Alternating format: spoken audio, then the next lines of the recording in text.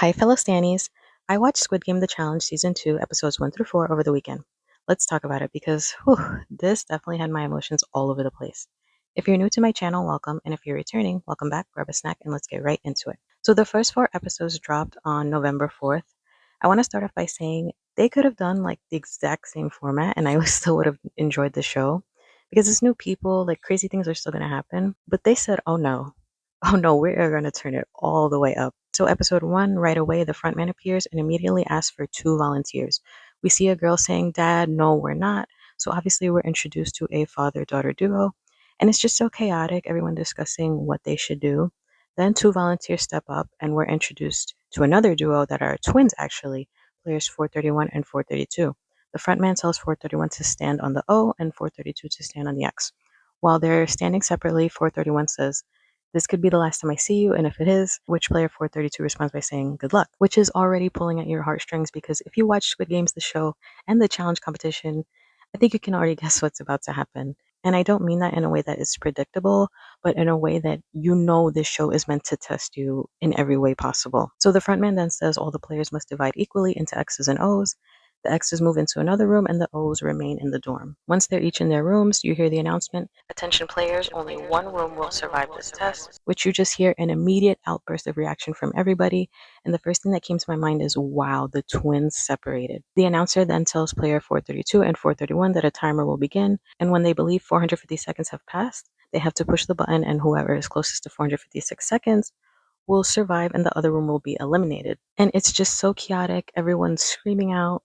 The O's ended up going with player 205 because she is a nurse and used to doing compressions. The X's selected player 89 because he's a musician and good at keeping time. The timer starts and you can see player 205 doesn't start counting till what seems about 10 seconds in, which I'm sure everyone clocks because player 431 was like, oh my God, why did she just start counting now? So X locks in their score, followed by the O's. They are then notified of the results. One room was off by 2 seconds and the other by 12 seconds. And by no surprise, the O's was the side that was off by 12 seconds, making them eliminated, except for one. The frontman tells player 431 since he was brave enough to volunteer, he will survive this test, but his survival comes at a price. So everyone is just mingling with each other when 431 re enters the dorm. At first, everyone is cheering, and of course, 432 is happy, his twin is back, but naturally, all eyes are on them. 431 then tells 432 he has a mission. He has an hour to find three people to eliminate by going up to them, saying their number, and saying good luck in the game.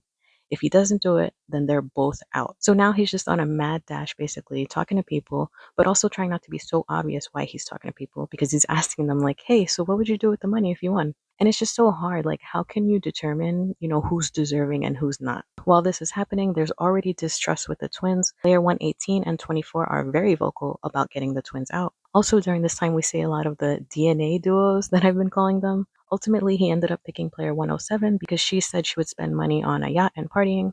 And he picked another set of twins, players 285 and 286, for the simple reason that they're already in alliance. The pink guard comes out and tells everyone that one player was given a choice to sacrifice themselves or secretly pick three fellow players for elimination, and players 107, 285, and 286 are eliminated. Obviously, a lot of people assume that this is what player 431 had to do to come back to the game.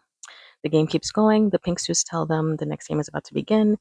The announcer tells them they have 2 minutes to divide into groups of 10. We are then introduced to another DNA duo, brother and sister, players 72 and 283. After they are all settled into their groups of 10, the first is asked to enter the game hall, and it is just like in the show, the six-legged pentathlon.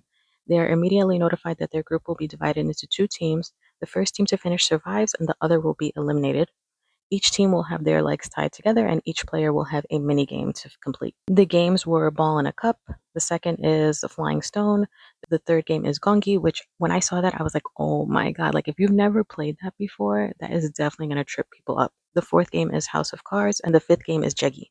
The relay is about to start and you can just feel the fear, the pressure, the nervousness, the excitement. Like I can't even imagine the adrenaline rush and just what they're feeling in this exact moment. It was just madness from here on out, and the rest of episode one is the remaining groups doing the relays. The one part I want to talk about is when player 247 was doing the House of Cards. She was shaking, she bent the cards all up. At one point, she even put the cards in her mouth, and my heart just broke for her in that moment. For the final relay group, of course, they had to make it dramatic and put it on the screen for everyone to watch. But what makes it more intense is another DNA duo. Player 370 is watching his daughter, player 369, complete in the final relay, and that is the end of episode 1.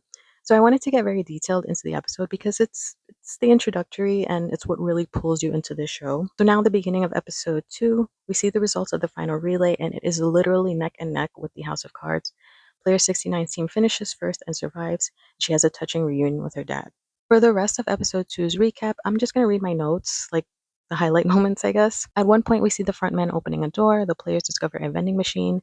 They find a coin and use it to get cookies. Player 272 announces it to everyone, but most are skeptical about it. A vote is called by the pink suits to either save or eliminate the players who performed the slowest in the previous relay game. Player 89, believing he would be saved because everyone is there because of him, is eliminated along with the others by a majority vote. Next, players are given a choice: pick a lunch meal or trade it for a scratcher, with potential treats like pizza, donuts, or vending machine coins, or disadvantages. For the second game, Catch, players have 1 minute to divide themselves equally into 4 color zones.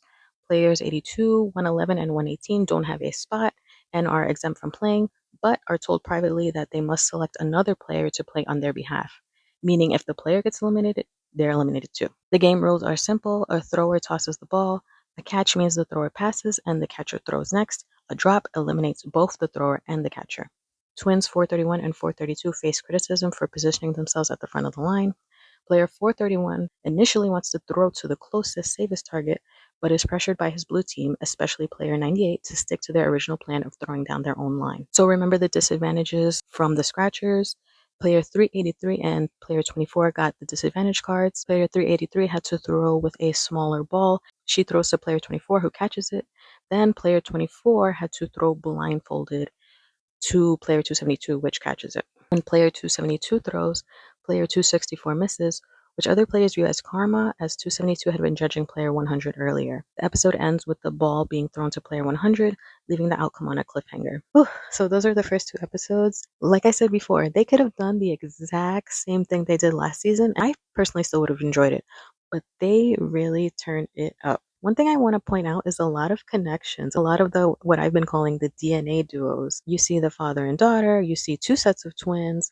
I think on social media I saw there's another set of sisters. So I'm really curious if this was a possible theme for this season, like all these family connections, or they just wanted to cast more family ties and stuff like that just to make people's decisions in the game that more difficult. So yeah, more episodes drop tomorrow, November 11th, which I'm so excited for. I might do a recap of the next 2 episodes. I might not. I'm not sure. I might just wait till the next set of episodes come out and continue from there. But I want to know what you guys think. Let me know what you think about the season so far.